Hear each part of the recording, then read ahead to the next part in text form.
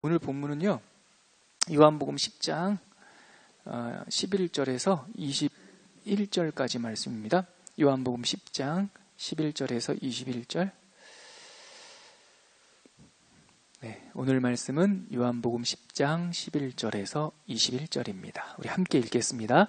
나는 선한 목자라. 선한 목자는 양들을 위하여 목숨을 버리거니와 싹구는 목자가 아니요 양도 제 양이 아니라 이리가 오는 것을 보면 양을 버리고 달아나나니 이리가 양을 물어가고 또 해치느니라. 달아나는 것은 그가 싹꾼인 까닭에 양을 돌보지 아니함이나 나는 선한 목자라. 나는 내 양을 알고 양도 나를 아는 것이 아버지께서 나를 아시고 내가 아버지를 아는 것 같으니 나는 양을 위하여 목숨을 버리노라. 또 이 우리에 들지 아니한 다른 양들이 내게 있어 내가 인도하여야 할 터이니 그들도 내 음성을 듣고 한 무리가 되어 한 목자에게 있으리라. 내가 내 목숨을 버리는 것은 그것을 내가 다시 얻기 위함이니 이로 말미암아 아버지께서 나를 사랑하시느니라. 이를 내게서 빼앗는 자가 있는 것이 아니라 내가 스스로 버리노라. 나는 버릴 권세도 있고 다시 얻을 권세도 있으니 이 계명은 내 아버지에게서 받았노라 하시니라. 이 말씀으로 말미암아 유대인 중에 다시 분쟁이 일어나니 그 중에 많은 사람이 말하되 그가 귀신 들려 미쳤거늘 어찌하여 그 말을 듣느냐 하며 어떤 사람은 말하되 이 말은 귀신 들린 자의 말이 아니라 귀신이 맹인의 눈을 뜨게 할 수 있느냐 하더라. 아멘. 오늘은 요한이 전한 복음 8번째 시간 나는 선한 목자라 라는 그 예수님의 메시지 전하겠습니다.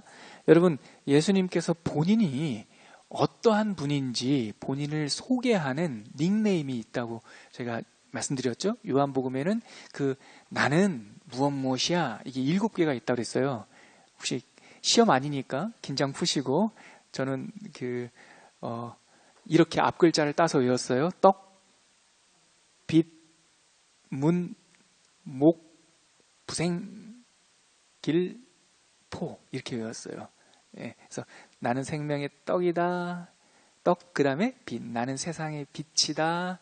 나는 양의 문이다.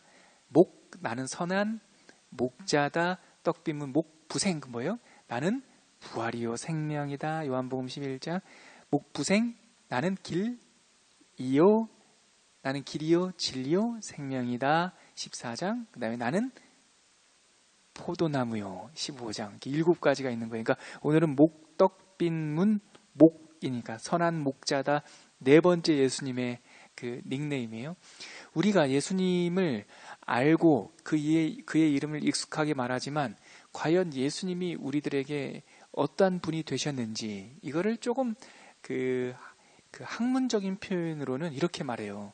일상에선 잘 쓰지 않는 표현인데 하나님의 어떠하심, 다른 말로 예수님의 어떠하심, 성령님의 어떠하심 이렇게 불러요. 한국말로.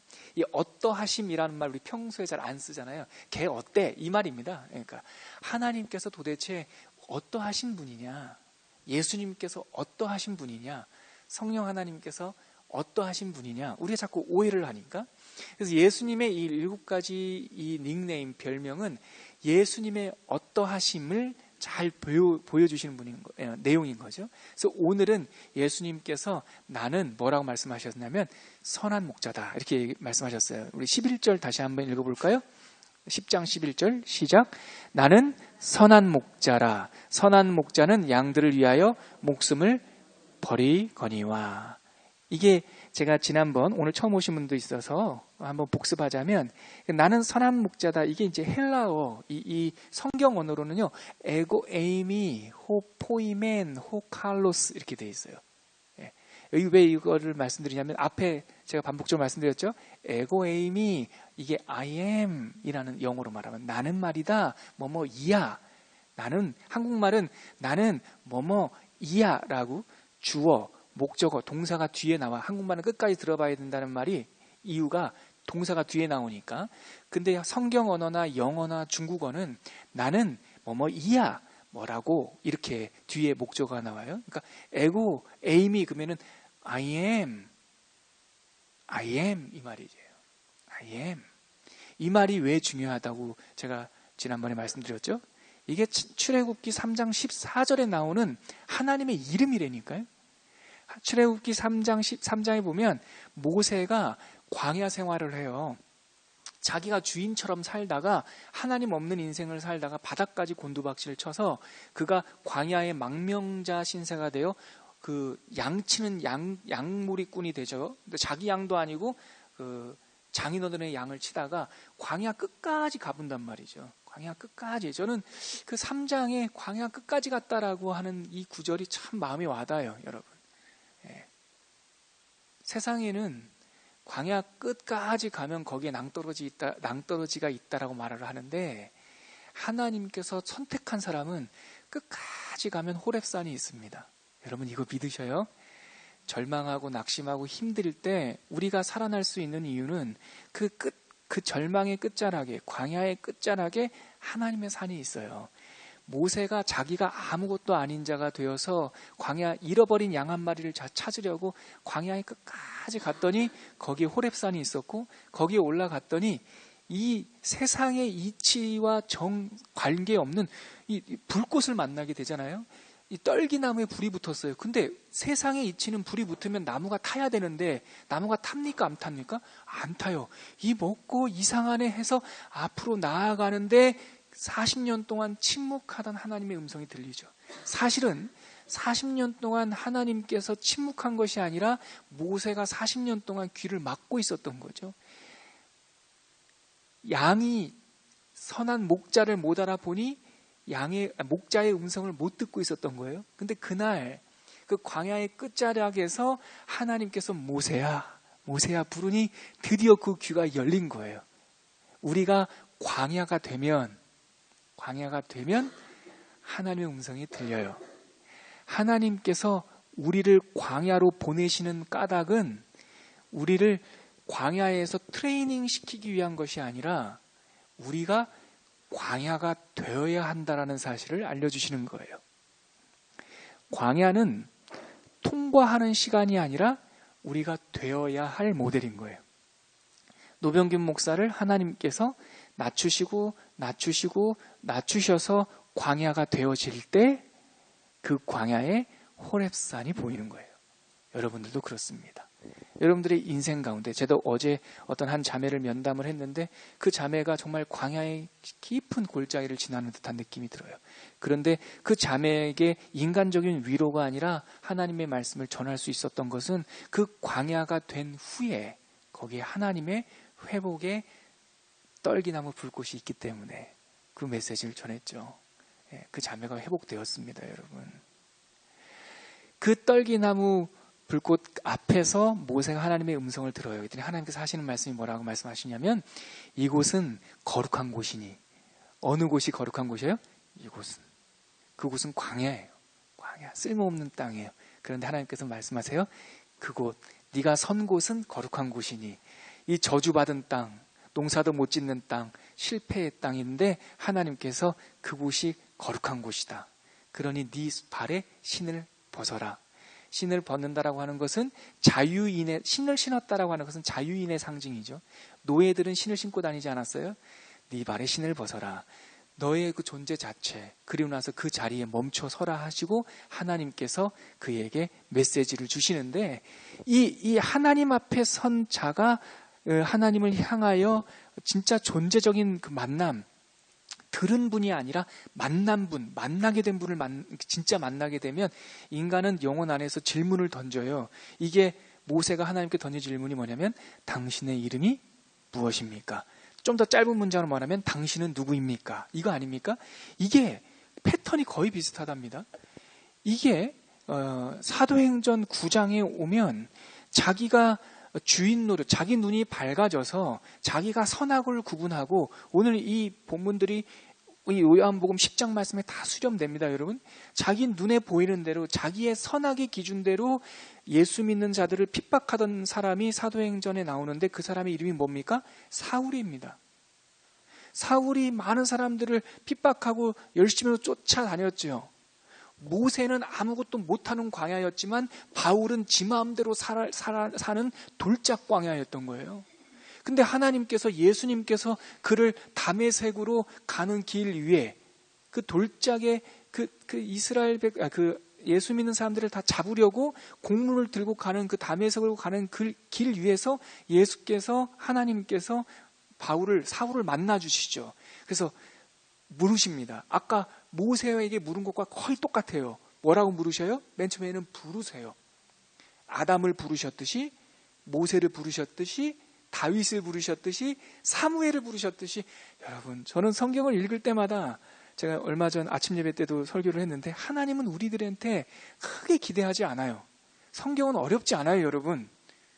정말 여러분, 성경 어렵지 않아요. 노병균 목사가 배운 사람만 풀어줄 수 있다? 아니에요. 여러분들도 보고 정말 마음을 좀 선입견 갖지 말고 쭉 열어보면 똑같은 게 반복이 돼요. 아담 불렀다고요? 모세 불렀다고요? 이삭 불렀다고요? 아브라함 불렀다고요? 사무엘 불렀다고요? 이사야 불렀다고요? 예레미야 불렀다고요? 다 불렀어요. 이름을 부르세요. 마찬가지로 사도행전 9장에 가면 하나님께서, 예수님께서 나타나셔서 그 사울을 어떻게 찾아오십니까? 사울아, 사울아. 이게 기적의 시작이에요. 우리의 이름을 툭 불러주시는 게. 오늘 요한복음 10장에서도 그 이름을 아세요. 누가? 목자가, 예수님이. 부르고 나서 하시는 말씀이 사울아, 사울아 부르니까 사울이 즉각적으로, 이 사람 신학적으로 배운 사람이니까 이것을 네오판이라고 해요. 신현현 현상, 하나님이 나타나는 현상이라는 걸 즉각적으로 아니까 이 사울이 무릎 꿇고 벌벌 떨죠. 그리고 그 입에서 나온 첫 마디가 뭡니까? 모세의 입에서 나온 첫 마디랑 똑같아요. 사무엘의 입에서 나온 첫 마디가 똑같아요. 주여, 누구시오니까? 그러니까 자기가 안다고 생각했다고요. 하나님을 잘 안다고 생각했다고요. 그러나 들어서 아는 것은 교만으로 가는데 만나서 아는 것은, 인격적으로 아는 것은 그 앞에 한없이 신발 벗은 종처럼 낮아질 수밖에 없는 거죠. 그 대학자, 유대교인 중에 유대교인, 바리새인 중에 바리새인 중에 가말리엘 문파에서 율법을 연구한 대학자, 사내들인 공의원의 최연소 멤버였던 그 사울의 입에서 나오는 말이, 하나님, 당신은 누구십니까? 그때 같은 장면입니다. 모세에게 하나님께서 그의 이름을 알려주시는 게, 그게 I am, who I am. 나는 나야. 수천 년을 건너뛰어서 사울에게 알려주신 것은 나는 I am, 예수야. 뒤에가 나옵니다. 네가 핍박하는 그 I am이라는 말이 신약 언어에서는 에고, 에이미, 구약 언어에서는 예흐예, 아쉐르, 예흐예. 이 말이 예흐예, 아쉐르, 예흐예. 이 말을 자음만 따서 이름을 붙였는데 그게 여호와 하나님이에요. 여호와, 야훼라는 말이 예흐예에서 나온 말이라고요. I am being, 나는 스스로 있는 자야. 이 말이 신구약 언어에서 누구도 사용하지 않아요. I am이라는 말은. 근데 신약에 와서 예수님이 요한복음에서 위대한 그 이름을, 자기의 닉네임을 설명하는데 여호와의 이름을 쓰신 거라니까요. 헬라어가 아니라 히브리어였다면 예수님께서 예흐예, 아쉐르 예흐예가 아니라 예흐예, 생명의 떡 예흐예인 거예요. 그 가운데 예수님의 별명이 들어가는 거예요. 그 네 번째 별명이 I am, 에고, 에이미, 호포이멘, 나는 목자야, 호칼로스, 선한 목자야. 이 이름을 반복적으로 우리들에게 알려주시면서 너희들이 제발 나를 오해하지 말아라. 너희들이 제발 나를 저기 구룡산에 있는 그 부처처럼 여기지 말아라. 너희들이 제발 나를 바알신처럼 여기지 말아라. 너희들이 제발 나를 어떤 우상단지처럼 여기지 말고 나는 선한 목자야 라고 예수님의 어떠하심을 우리들에게 지금 계속 설명하시면서 그 음성을 우리에게 들려주시는 거죠. 오늘의 그 네 번째 이름, 나는 선한 목자다. 근데 이 이야기가 지난주, 지지난주와 연결이 돼요. 어떤 사건과 어떤 사건에 이 예수님의 설교가 이렇게 열려 있습니까? 바로 앞못 보는 사람이에요. 우리가 못 봤다라는 거예요. 못 보니 기적을 경험해도 알아요, 몰라요? 몰라요. 예수께서, 여러분, 지난주 설명해 드렸잖아요. 왜 이렇게 처음 듣는 것 같은 표정이세요? 그 실로암 연못 사건, 이 요한복음 10장 말고 9장 사건 내서 이 사람은 날 때부터 못 봤잖아요. 예수님께서 오셔서 진익을 이기셔서 눈에 바르시고 실로암 연못에 가서 씻어라. 씻었더니 눈이 나았어요. 눈이 나았어요. 그래서 눈을 떴다고요. 뜬 사람은 만난 사람이기 때문에 믿어요. 배운 바 없고 신학교도 안 갔지만 믿어요. 그러나 신학교 나오고 많이 배운 바리새인과 서기관은 못 믿어요. 그래서 자꾸 그들의 욕심과 그들의 생각으로, 그들의 밝은 눈으로, 그들의 선악의 구분으로 예수님을 자꾸 나쁜 사람이라고 말을 하니까 이 눈뜬 사람이 하는 말이 나는 그가 나쁜 사람인지 좋은 사람인지 난 모르겠습니다. 그러나 내가 아는 것은 내가 못 보다가 지금 보는 이 한 가지입니다. 그런데 말이 안 통한단 말이에요. 여러분, 예수를 만난 사람은 말로 설득이 안 됩니다. 예? 그렇죠. 아니까. 제가 그래서 지난주에 이런 얘기 들었잖아요. 여러분들 우리가 이렇게 모여서 예배를 드리는데 여러분들 동네에 가셔서 노병균이라는 사람 이름이 특이하지. 이름이 병균이야. 이러면은 그 사람들이 믿겠습니까? 어떻게 사람의 이름을 병균이라고 지을 수 있어? 근데 그 사람들이 장명가, 또 무슨 한학자, 예를 들어 또 뭐 국어학자들이 모여서 사람의 이름은 병균이라 지을 수 없어 막 이러면서 막 따진다 한들 여러분들이 나를 만난 이 경험이 잊혀지겠습니까? 흔들리지 않아요. 자꾸 협박하면 그래 모르겠어. 그게 본명인지 본명인지 가명인지 모르겠으나 나는 그 사람을 뭐 했어? 만났어. 나는 그 사람을 알아. 딱 이심사라고요. 자꾸 협박하니까 예수를 선지자라고 말하면은 교회에서 출교시키겠다고 그러니까 협박하니까 난 잘 모르겠는데요. 내가 아는 거 한 가지는 내가 못 보다가 지금 보는 이 사건입니다. 그랬더니 얘 말이 안 통하네. 나가! 그래서 나가는 길에 예수님께서 그를 찾아오셨어요. 그 끝자락에 예수님께서 그를 찾아오셔서 네가 인자를 믿고자 하느냐? 하니까 그 눈뜬 자가 예, 믿고자 합니다. 그가 누구인지 알려주십시오. 물어보는 게 이게 앞에 가보세요, 여러분. 지난주에 한 거지만 9장 35절부터 그 내용이에요. 9장 35절 요한복음. 다시 한번 읽어볼까요? 시작. 예수께서 그들이 그 사람을 쫓아냈다는 말을 들으셨더니 그를 만나사 이르시되 네가 인자를 믿느냐? 그 소경이 대답하여 이르되 주여 그가 여러분 여기도요. 이거 계속 반복되잖아요. 주여, 그가 누구시오니까? 모세, 하나님, 당신의 이름이 무엇입니까? 바울, 사울이었을 때 주여, 당신이 누구시오니까? 다 같은 말이잖아요. 언제 이 질문이 터졌다고요? 그 앞구절에 뭐가 있어요? 만나사. 어느 때에 만났어요? 출교당하는 위험의 끝자락에서, 광야의 끝자락에서, 다메섹 도상에서, 지금 사내들인 그 공회에서 죽을 뻔한, 거기서 사형하면 사형이라니까요. 제 2단하면 출교고요. 근데 그 끝자락에서 자기는 부인할 수 없다. 난 눈을 봤다. 하는 순간 나왔어요. 그를 만나사. 네가 인자를 믿고자 하느냐? 그 사람의 입에서 주여 믿고자 합니다. 그가 누구십니까? 이 다음에 뭐가 나와야 됩니까? 에고에이미가 나와야 돼요. 예흐야가 나와야 돼요. 봐요. 주여 그가 누구시오니까 36절입니다. 내가 믿고자 하나이다 했더니 37절 같이 읽을게요. 시작.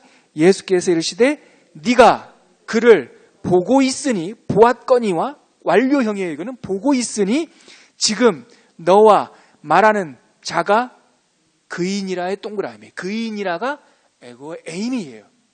I am이라는 말. 너는 그를 보았다. 이미 보았다. 너와 지금 말하고 있는 내가 I am. 에고에이미 이거예요. 그랬더니 그가 알게 됐죠. 믿게 됐죠. 이 사건이에요, 여러분. 이 사건의 끝자락에 지난주 말씀드렸던 나는 양의 문이다라는 설교를 하신 거예요. 다른 데로 넘어가면 다 도둑이다. 다른 데로 넘어가면 어떻게 할 수가 없다. 양도 그 우리 안에 있어야 된다. 그러면 나를 통과하여야만 들락날락하면서 들어오면서 복 받고 나가면서 복 받는 거다. 그리고 나는 양의 문이다라는 그 닉네임과 이어서 오늘 선한 목자다라는 말씀을 해주시는 거예요. 이해가 되세요?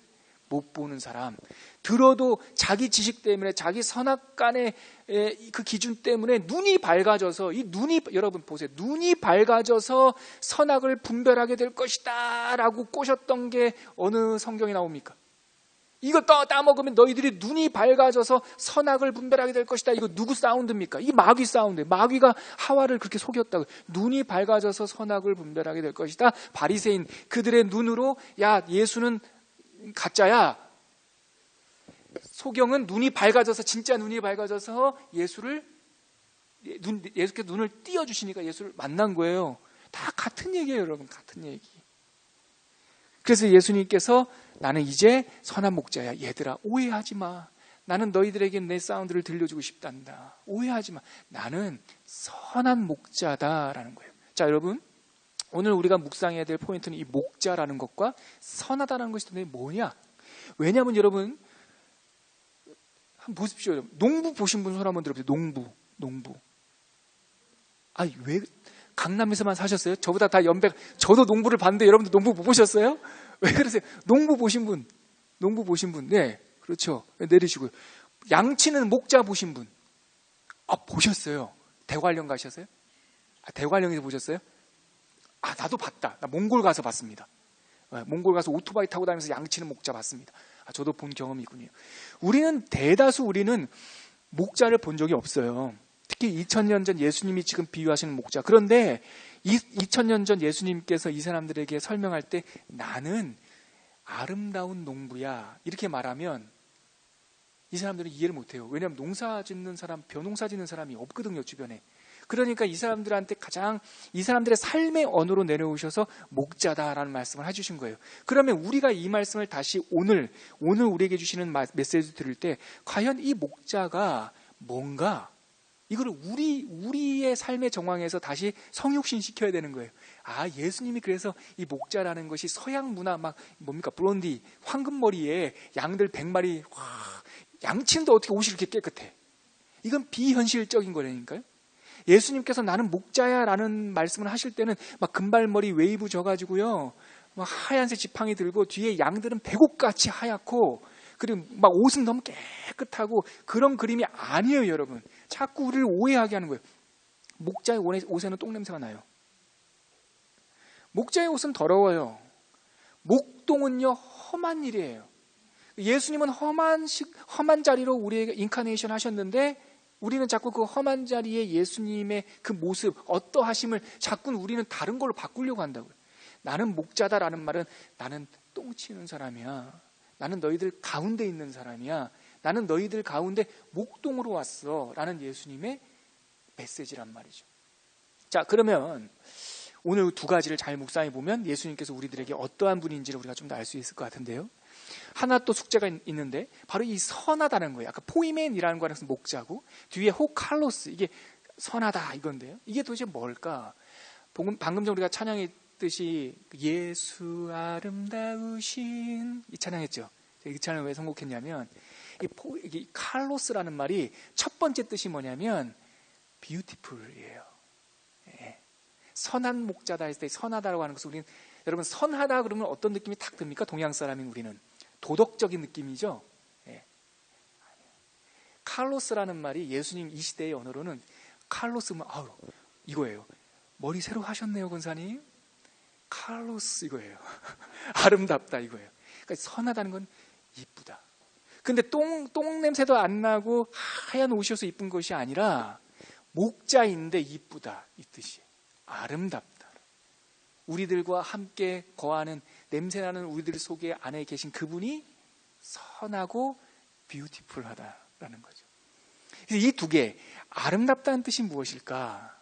목자라는 뜻이 무엇일까를 오늘 우리가 묵상을 하면 예수님의 어떠하심을 우리가 가슴속에, 그래서 그 예수님을 오해하지 않고 예수님과 더 사랑할 수 있는 거죠. 제가 신대원 졸업하는 3학년 때에 성지순례를 안 가고 친구들 서너 명과 함께 그 유럽으로 종교개혁지 탐방이라는 데를 갔어요. 이유는 단순했어요. 이 깃발 들고 한 200명씩 주르륵 다니는 게 싫어서 그냥 몇 명 데리고 따로 이렇게 갔어요. 그래서 이탈리아 로마에 갔는데 그 이탈리아 로마, 여러분들 로마 여행 가시면 콜로세움만 가시지 마시고 로마 근처에 그 산 칼리스토 카타콤베라는 데가 있어요. 카타콤이라고 하는 게 초대교회 우리 믿음의 선배들이 주거지로 하던 지하 무덤인데 카타콤이 여러 군데 있어요. 근데 로마 근교에 제일 큰 데가 그 칼리스토, 성 칼리스토 카타콤베라는 데인데 차 타면 금방 갑니다. 거기 한번 가보세요. 저도 한번 거기를 친구들하고 갔는데요. 인상적인 걸 한번 봤어요.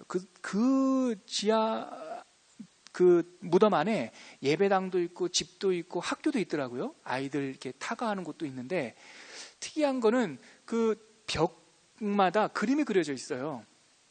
여러 가지 그림들이 그려져 있어요. 근데 그게 데코레이션 하기 위해서 그린 그림이 아니더란 말이죠. 그림이 굉장히 아마추어들이 그린 그림이에요. 멋지게 그린 그림 같지도 않아요. 근데 그 중에 눈에 띄는 게 몇 가지가 있었는데 그 중에 하나가 이 선한 목자 그림이었어요. 자, 여러분. 왜 그들이 그림을 그렸냐면 우리 옛적 믿음의 선배들은 문맹자가 너무 많았어요. 글을 아는 사람이요 100명 중에 한두 명 알까 말까 했어요. 대부분 노예가 있었고 여자가 있었고 글을 아예 몰랐다고요. 그러니까 그림이라고 하는 것은 그들의 글자였고 그림을 통해서 성경 메시지를 아이들에게 또 노예 출신들에게 글을 모르는 사람들에게 설명해 준 거죠. 설교는 이렇게 말은 계속 할 수 없으니까. 그런데 그림을 딱 그려놓으면 그 그림 앞에 머물러 그 그림을 보면서 하나님의 내러티브, 이 메시지를 묵상할 수가 있는 거죠. 그 그림 중에 하나가 선한 목자였어요. 자, 여러분들한테 제가 한번 물어볼게요. 목자는 우리가 그릴 수 있겠죠. 포이맨. 어떻게 그리면 될까요?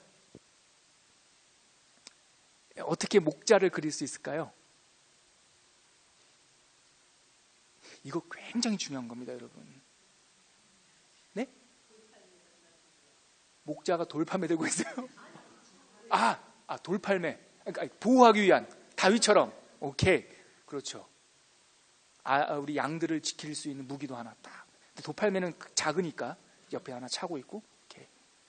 제가 지금 기억을 더듬어보고 있어요. 옆에 허리춤에 뭔가 하나 차고 있긴 했어요. 여러분들도 네이버나 구글 가셔가지고요. 산 칼리스토 카타콤베 선한 목자 치면 그 그림이 나와요. 그 벽화 그림이 나오니까 한번 찾아보세요. 허리춤에 뭐가 하나 차고 있었던 것 같아요. 자, 근데 그 돌팔매만 차면 이 사람이 목자인지 아니면 군대에 나가는 그 병사인지 어떻게 합니까? 베냐민 지파는 이 돌팔매 총 없을 시대는 돌팔매 병사였거든요. 자, 그러면 충분하지가 않은 것 같아요. 더 해보세요. 어떤 우리 지팡이? 그렇죠. 하나 지팡이 들고 또요. 예? 막대기나 지팡이나 둘 중에 하나 합시다. 지팡이. 예? 들었어요. 예, 지팡이 들었어요. 근데 이 사람이 노인이어서 걷기 힘들어서 지팡이 들었는지 아니면 목자인지 어떻게 구분할 수 있어요? 좀 더 창의적으로 한번 생각해 보세요. 여러분들 자녀들에게 선한 목자, 포이맨, 목자라는 걸 설명하고 싶어요. 글을 몰라요. 어떻게 해야 돼요? 이야기까지 거기다 다. 네. 네. 목자라는 걸 그리기 위해서는요, 옆에 뭐가 있어야 됩니까? 양이 있어야 돼요. 이 쉬운 거를 왜 이렇게 복잡하게 생각하세요? 사람은 다 똑같은데 그 사람이 어떠한 사람인지 알려면 목자 옆에 뭐가 있어야 돼요? 양이 있어야 돼요. 그래서 그 그림 옆에는 양 2마리가 딱 있어요. 그리고 이 양의 주인이라는 것, 관계를 알려주기 위해서 이 목자는요, 어깨에다가 양을 1마리를 메고 있어요. 여러분, 예수님이 뭐라고 말씀하시냐면 나는 목자야. 그 말은 나는 혼자 있을 때는 하나님이야. 니네들하고 같이 있으니까 내가 목자야. 우리의 문제는 뭐냐면 하나님, 나 같은 죄인 옆에 내가 있으니까 내가 목자야. 나 같은 양, 난 더러운 냄새나는 양인데요. 그래, 내가 네 옆에 있으니까 내가 목자야. 그러니까 나는 I am, 에고 에이미 호포이맨 이 말 속에서는 우리가 있는 거예요. 우리가 그 벽화 옆에 함께 그려지지 않으면 그분의 어떠하심이 완성되지가 않는 거예요. 나는 목자야 라는 말 속에서는 이 부족하고 표현이 좀 거칠지만 이 망할 놈 같은 죄가 같이 있기 때문에 저를 어깨에 매셨기에 그가 목자인 거예요. 그러니까 목자라는 이름 속에서는 기능이 있는 게 아니라 양이 항상 떨려 있는 거예요. 네. 그러므로 그 벽화에는 항상 선한 목자인지 어떻게 알아요? 옆에 양 2마리와 어깨에 맨 양 1마리가 있단 말이죠. 그분을 수식하는 막대기나 그분을 수식하는 돌팔매는 그 다음 문제고 양이 필수라고요. 절름발이 양이든 잃어버린 양이든 약한 양이든 거짓말하는 양이든 죄지은 양이든 상관없이 주님과 함께 있으면 우리에게 주님께서는 선한 목자로 오셨단 말이죠. 아멘이시죠? 자기를 비하하지 마십시오. 자기를 연민하지 마세요. I am the gate. 그 양의 문을 통과하면 하나님의 양이에요. 예. 그런데 그 다음, 여기까지는 쉬운 건데, 그 다음 문제, 숙제 하나 더 있습니다. 선한 거 어떻게 하시겠어요? 선한 거. 자, 어떻게 그리겠습니까? 선하다. 그거를요, 처음에, 오래됐잖아요. 2000년 됐잖아요. 처음에 원판 그림을 봤을 때는 표정이 잘 안 보이는데요. 요즘에 기술이 좋아가지고요, 색깔을 복원해냈어요. 그랬더니 미소를 짓고 있습니다. 구글에 찾아보세요. 두 가지 복원한 색깔과 보면 최근에 복원한 색깔을 보니까 미소를 짓고 있어요. 진짜 미소 짓고 있더라고요. 근데 그걸로는 지워지잖아요. 또 어떻게 표현하면 좋을까요? 양매고 있다. 오케이. 그렇죠. 그건 관계고, 양매고 있다도 좋고요. 근데 우리 옛적 믿음의 선배들은 더 창의적이고 더 놀라운 표현으로 그림을 그렸어요. 자, 선하다라고 하는 형용사를 어떻게 그렸을까요? 쓰다듬고 이렇게 해서, 이렇게 한쪽은 쓰다듬고 한쪽은 V, 이렇게. 자, 어떻게 했을까요? 또 다른 아이디어. 양을 쳐다봐요? 하기 위해서, 뭐 그럴 수도 있고요. 아무튼 우리 다 괜찮은 방법인데요. 요즘은 이렇게 붓이 세밀하니까 그런 표정들이라든가 새로운 이렇게 세밀한 미술 기법으로 표현할 수 있는데, 옛날에는 그 거친 돌판에 거친 색깔로 어떻게 표현해요? 이 선배들은요, 선하다, 칼로스를 표현하기 위해서, beautiful, 아름답다는 걸 표현하기 위해서 목자가 어린 사람이에요. 힘 있는 대장부가 아니라 어린 10대 청소년을 그려놨어요. 우리 예수님은. 그래서 그 선한 목자 그림에 등장하는 그 남자는 근육이 울쿵불쿵한 사람이 아니라 소년이에요. 자기 주권이 없는 사람, 낮아진 사람, 아버지가 있는 사람. 오늘 요한복음 10장에서 말하는 아버지와 내가 하나이다. 그러므로 너희가 내 안에서 하나가 되자. 우리가 하나다라는 메시지를 그 선한 목자라고 하는, 제가 다시 한번 죄송하지만 쓰자면 에고 에이미 호 포이멘 호 칼로스, 이 짧은 문장 하나, 나는 선한 목자다, 이 말씀 속에, 이 그림 언어 속에 우리는 지금 이 이야기가 이렇게 한참 설명해야지 이해됐지만 이스라엘 사람들은 대번이 알아듣는 거죠. 여러분, 예수님께서는 그 자체로 우리들에게 선한 목자로 오셨습니다. 그리고 우리와 함께 그 선한 목자의 어떠하심이 완성되는 겁니다. 그런데 그 분이, 그 목자가 그러면 어떤 분이냐? 좀 더 구체적으로 예수님께서 세 가지를 우리한테 힌트를 주시는데요. 첫 번째, 목자는 어떠한 분이냐면은 우리를 이끄는 분이에요. 예, 아까 보십시오. 민수기 10장 30절을 한번 찾아보시겠습니까? 예, 시간이 좀 됐지만 우리가 이거 조금 깊게 한번 보죠. 민수기 10장 30절 한번 찾아볼게요.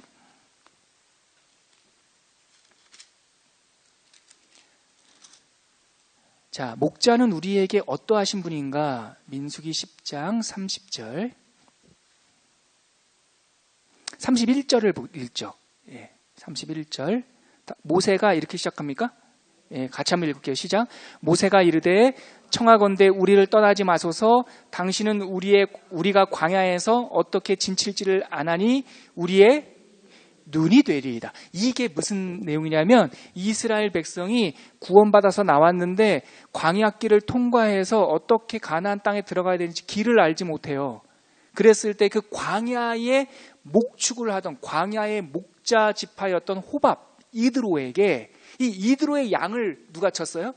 모세가 쳤던 거예요. 이 이드로 호밥에게 우리의 뭐가 돼달라고요? 길잡이가 돼달라는 말로 우리의 뭐가 되소서? 눈이 되소서. 여러분, 목자는 양들에게 무엇을 하는 사람입니까? 그러니까 목자가 어떠한 분이냐라고 하는 것은 방금 우리가 그 그림으로 묵상을 했고, 그럼 이 목자가 우리와 어떤 관계, 어떠한 역할, 어떠한 일을 해주시느냐? 첫 번째, 목자는 양들을 인도하시는 분이에요. 양들을 인도한다는 말은 내 눈이 밝아서는 나 목자 없어도 돼요. 양들이 막 뇌 속에 AI, 인공지능이 달려가지고 자기 혼자 물을 막 찾아가고 자기 혼자 생존할 수 있으면 목자 필요 없어요. 그러나 양들이 무력하다고요. 할 수 없다고요. 시력이 굉장히, 그래서 목자가 없으면 지네들끼리 벌벌 떨면서 모여 있어서 딱 이러한 모양이었어요, 이스라엘 백성이. 근데 이스라엘 백성들이 호밥에게 가르쳐서 우리의 뭐가 되소서? 눈이 되소서. 여기 굉장히 중요한 게 있습니다. 아까 제가 말씀드렸듯이 창세기에 마귀는 와가지고 선악과를 하나님의 지팡이와 같은 선악과 나무, 저 선악과를 보면서 하나님을 알게 되는 거죠. 내가 내 마음대로 다 할 수 있지만 선악하지 마라라는 걸 하나를 보면서 하나님이 계셔, 하지 말라 하시는 분이 계셔, 창조하신 분이 계셔 라는 걸 알 수 있는 유일한 이정표예요. 유일한 빨간불이라고요. 유일한 빨간불. 그런데 그것을 사탄이 와가지고 먹어 하면서 했던 말이 네 눈이 밝아져. 선악을 구별하게 될 거야. 자기 눈이 밝아져 선악을 구별하게 된 사람들이 그러니까 신약 성경에서 저들은 마귀의 자식이라고 말했던 바리새인들이요. 이해가 되십니까? 우리가 눈이 안 보이는 게 정상이에요. 우리가 우리 스스로 살아갈 수 없다라는 것이 정상이라고요. 내 힘으로는 이 광야의 길을 지날 수 없다라는 것이 진짜 정직한 자기 고백이라고요. 대신에 갈 수 없으니까 누가 우리의 눈이 되어야 됩니까? 선한 목자이신 예수님이 우리의 눈이 되신다는 거예요. 자, 나는 너희들에게 목자다. 착한 목자라는 뜻은 첫 번째 어떤 의미입니까? 예수님께서 우리 인생의 눈이 되신다. 그래서 이 목자 찬양이 시편 23편에 있지 않습니까? 여호와는 나의 목자시니 내게 부족함이 없어라. 이건 표제어고 대표어고, 그 다음에 2절에는 그가 나를 푸른 초장 쉴 만한 물가로 인도하신다. 이게 눈이 되신다. 우리를 이끄신다라는 말, 같은 맥락이에요. 그럼 이 선한 목자이신 예수님은 우리들에게 어떤 분이십니까? 우리의 눈이 되시는 분입니다. 아멘이시죠? 눈이 되셨다는 말은 다른 말로 뭡니까? 우리의 삶을 인도하십니다. 그러니까 나는 못해요. 그러나 예수님은 하세요. 나는 안 보여요. 그러나 예수님은 보이세요. 그러니까 예수님의 음성을 듣고 따라가면 우리는 쉴 만한 물가 푸른 초장으로 인도함을 받습니다. 두 번째 목자라는 뜻이 뭐냐면요, 우리를 지키신다는 뜻이에요. 목자가 우리 거기 한번 찾아볼까요? 예레미야서 한번 찾아볼래요? 예레미야 찾기 좀 어려우실려나요? 구약 성경 예레미야 31장 10절 한번 찾아볼게요. 31장 10절. 제 성경책으로는요 1100페이지에 있어요. 구약 성경 예레미야 31장 10절. 다 찾으셨어요? 같이 읽겠습니다. 시작. 이방들이여 너희는 여호와의 말씀을 듣고 먼 섬에 전파하여 이르기를 이스라엘을 흩으신 자가 그를 모으시고 목자가 그 양떼에게 행함같이 그를 지키시리로다. 그를 지키시리로다가 동그라미예요. 그러니까 예수님께서 나는 목자다라는 말씀을 우리에게 하실 때 그 이름에 담겨있는 두 번째 역할, 두 번째 효과, 두 번째 우리와의 관계는 뭐냐면 예수님은 우리를 지키시는 분이라는 거예요. 아멘이시죠? 이게 아까 시편 23편에 나오는 그 목자 찬양의 3절에 있어요. 내가 사망의 음침한 골짜기를 지날지라도 내가 두려워하지 않는 것은 주의 아까 말씀하셨던 지팡이와 막대기가 나를 아리 지키시기 때문이다. 그러므로 선한 목자라는 뜻은 두 번째로 뭡니까? 하나님께서 우리를 뭐 하시는 분? 아멘. 네. 그러면 선한 목자라는 세 번째, 이게 여러분 우리를 인도하시는 분, 우리를 지키시는 분까지는 여러분들 잘 아세요. 근데 감춰져 있는 놀라운 기능이 하나가 있어요. 그게 뭐냐면 하나님은 우리와 하나이시다라는 분이에요. 그게 방금 우리가 읽었던 요한복음 10장 11절에 다시 한번 나와요. 이게 반복되는 건데 우리가 읽었던 요한복음 10장 11절 다시 한번 읽어볼게요. 시작. 나는 선한 목자라 선한 목자는 양들을 위하여 목숨을 버리거니와. 이거 말입니다, 여러분. 목숨을 버리거니와. 15절 다시 한번 읽어볼게요. 같이 읽을게요. 시작. 아버지께서 나를 아시고 내가 아버지를 아는 것 같이 나는 양들을 위하여 목숨을 버리노라. 자, 예수님께서 선한 목자로 오셔서 우리를 인도하시고 일상이죠. 지키신다라고 하는 것은 도전이 왔을 때 우리를 지키시죠. 그러면 우리를 위하여 목숨을 버린다는 것은 그 다음 점층법이잖아요. 목숨을 버린다는 것은 뭔 뜻일까? 우리를 위하여 목숨을 버리신다. 이 십자가를 상징하는 거예요. 십자가는 우리를 위한 단순한 희생, 갚아주심의 수준이 아니라고요. 이 부분 저를 고개 들고 저를 한번 잘 보십시오. 우리가 십자가의 예수님의 죽으심을 단순히 사건으로만 이해할 때가 많아요. 아, 우리를 위하여 죽으셨어. 우리의 죄값을 짊어지셨어. 그의 일. 그걸 통하여 우리는 그냥 죄사함 받았어. 이 정도인데 요한복음에서 말씀하시는 예수님의 죽으심은 다른 의미예요. 좀 더 깊은 의미예요. 뭐냐면 내가 너를 위해서 죽었다는 것. 하나님께서 나와 하나가 된다는 것. 내가 너를 위해서 다시 부활한다는 것. 이 말은 뭐냐면 네가 옛사람은 죽고 내 안에서 새로운 삶이, 새로운 생명이 태어난다는 거예요. 그러므로 목자가 양을 위하여 죽는다라는 말은 너와 내가, 네 목숨이나 내 목숨이나 너와 내가 하나라는 뜻이에요. 그러니까 하나님께서 나에게 목자로 오셨다, 나를 위하여 목숨을 버리는 목자로 오셨다라고 하는 것은 이제는 양인 너와 내가, 네 생명과 내 생명이, 너의 영혼과 나의 영혼이, 니네가 우리 안에서 살아간다는 거예요. 하나님 안에 하나님의 자녀가 되었다라는 표현. 이 하나 됐다라는 표현을 정말 표현할, 어떻게 이해할 수 있게 표현하기가 어려워서 내 장자가 되었다, 내 맏아들이 되었다, 내 자식이 되었다, 내 권속이 되었다, 내가 너를 입양했다, 이 말을 계속 하는 거죠. 그래서 이것을 깨달은 사도 바울은 갈라디아서 2장 20절 말씀에 내가 그리스도와 함께, 그냥 십자가에 못 박히지 않아요. 그리스도와 함께 십자가에 못 박혔나니 그런즉 이제는 내가 사는 것이 아니요 내 안에 그리스도께서 사시는 것이다. 이렇게 말하는 거죠. 다시 말해서 내가 선한 목자는 양들을 위하여 목숨을 버린다라는 말은 네 생명과 내 생명이 하나이고 네가 이제 내 안에서 하나가 되었다. 이 놀라운 진리가 그 속에 담긴 거죠. 이거를 직접적으로 예수님께서 하신 부분이 있어요. 말씀으로 설교하신 부분이 있어요. 그게 요한복음 17장에 나와요. 요한복음 17장 한번 찾아볼까요? 요한복음 17장에 제가 17장 21절 폈으면 저를 한번 보시죠. 이 요한복음 17장은 별명이 있는 장인데 뭐냐면 예수님의 대제사장적 기도. 그러니까 예수님께서 겟세마네의 순환을 당하시기 전에 마지막 하나님께 기도를 드린 거다라고 사람들이 봐요. 그래서 길어요. 긴 예수님의 기도예요. 거기에 예수님께서 21절 찾으셨으면 같이 읽을게요. 시작. 아버지여, 아버지께서 내 안에, 내가 아버지 안에 있는 것 같이 그들도 다 하나가 되어 우리 안에 있게 하사 세상으로 아버지께서 나를 보내신 것을 믿게 하옵소서. 지금 예수님께서 뭐라고 말씀하십니까? 마지막 날 밤 아버지께서 내 안에, 내가 아버지 안에 있는 것 같이 저들도, 내 양들도 내 안에 있어 하나가 되게 하소서. 하나가 되게 하소서.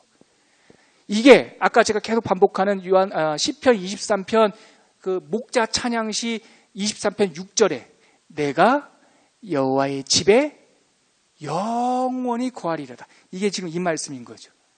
그러니까 하나님이 우리에게 목자로 오셨다라는 뜻은 첫 번째 우리 했던 거 다시 복습해 봅시다. 무엇이라고요? 우리의 눈이 되신다. 우리 인생의 길에 목자이신 예수님께서 직접 길잡이가 되어주신다. 아멘이시죠? 예수님께서 우리에게 목자라고 하시는 것은 우리를 지키시는 분이다. 위험이 찾아오고 원수가 도전할 때 우리를, 주의 지팡이와 막대기가 우리를 샬롬으로 지켜주신다. 세 번째, 하나님께서 우리들에게 예수님께서 목자로 오셨다는 뜻은 예수님께서 우리 안에, 그분 안에 우리를 초대하셔서 네 생명이 내 생명, 내 생명이 네 생명, 다른 말로 하나님 안에 하나가 되게 하시는 것이다. 이것이 바로 나는 선한 목자다라고 말씀하신 뜻입니다. 그런데 요한복음 다시 10장 가면 마무리를 해보면 더 기가 막힌 내용이 그 다음에 나오는데요. 자, 16절. 자, 16절 같이 한번 읽어볼게요. 시작. 또 이 우리에 들지 아니한 다른 양들이 내게 있어. 여러분 이 구절 보세요. 지금 예수님께서 이 말씀을 하실 때 1차적인 청자는 누구냐면 유대인들이에요. 유대인들을 향해서 예수님께서 내 음성을 들으라 말씀하세요. 이 시대까지만 하더라도 유대인들의 생각 속에서는 이방인들 구원에 대해서는 이만큼도 생각하지 않던 때예요. 그런데 16절에 뭐랍니까? 또 이 울타리 안에, 이스라엘이라고 하는 울타리 안에 들어오지 아니한 다른 양들이 나한테 있다라는 거예요. 16절 다시 봅시다. 다른 양들이 내게 있어 내가 인도하여야 할 터이니 그들도 내 음성을 듣고 한 무리가 되어 한 목자에게 있으리라. 이 우리 밖에 있는 그들이 누굽니까? 우리죠. 대한민국 사람, 일본 사람, 중국 사람, 팔레스타인 사람, 가난한 사람, 부자 사람, 죄인이었던 사람. 이들이 예수님께서 이 말씀을 하실 때 이 선한 목자로 오신 이 사건은 유대인들에게 뿐만 아니라 우리들에게도 적용되는 하나님의 보편적 우주적 구원 사건이라는 것을 딱 말씀하시죠. 자, 17절부터 18절 같이 읽을게요. 시작. 내가 내 목숨을 버리는 것은 그것을 내가 다시 얻기 위함이니 죽는다라고, 내가 십자가를 지는 것은 다시 부활하기 위함이다, 그 뜻이에요. 이로 말미암아 아버지께서 나를 사랑하시느니라. 18절. 이를 내게서 빼앗은 자가 있는 것이 아니다. 누가 나를 억지로 한 것이 아니다. 다시 읽을게요. 내가 스스로 버리노라. 나는 스스로 그 잔을 마신다라는 거죠. 그 다음에 나는 버릴 권세도, 여기서 소리내서 같이 읽을게요. 시작. 나는 버릴 권세도 있고 다시 얻을 권세도 있으니 이 계명은 내 아버지께서 받았노라. 예수님께서 스스로 십자가를 지셔서 생명을 버림으로 그 다시 얻을 권세, 예수 그리스도의 부활의 권세를 통하여 우리를 다시 살린다는 말씀을 해주시는 거죠. 끝으로 여러분 우리가 읽었던 19절에서 21절을 보면 이렇게 마무리가 돼요. 이렇게 말씀을 해주셨는데도 사람들이 분쟁해요. 싸워요. 마음이 갈라져요. 예수님께서 하신 말씀처럼 내 양은 내 음성을 알아듣는다. 내 양은 내가 누구인지 안다. 예수님께서 말씀하셨죠. 오늘 말씀을 묵상하시면서 세 가지 포인트를 잡을 수 있을 것 같아요. 첫 번째, 하나님은 우리에게 선하신 목자로 오셨다. 선하신 목자로 오셨다. 자기를 비웁니다. 우리의 더럽고 냄새나는 곳에 그분 자체로 오셨다. 두 번째, 그분은 목자로 오셨다. 목자라고 오셨다는 뜻은 아까 세 가지 또 말씀 나눴죠. 우리를 인도하시는 분, 지키시는 분, 우리와 하나 되시는 분. 세 번째 포인트는 뭐냐면 분쟁하더라. 싸우더라. 우리가 이 음성을 들을 때 다 믿음을 갖게 되는 게 아니에요. 하나님 앞에 부름받지 못한 사람들 가운데서는 분쟁이 일어나요. 자기 눈이 밝아져 선악을 구별하는 자. 그것을 거절하고 하나님의 음성을 듣고 목자의 음성을 듣고 그를 순전하게 따라가는 정말 저와 여러분들이 되시기를 간절히 바랍니다. 한국교회가 그랬으면 좋겠습니다. 저는요.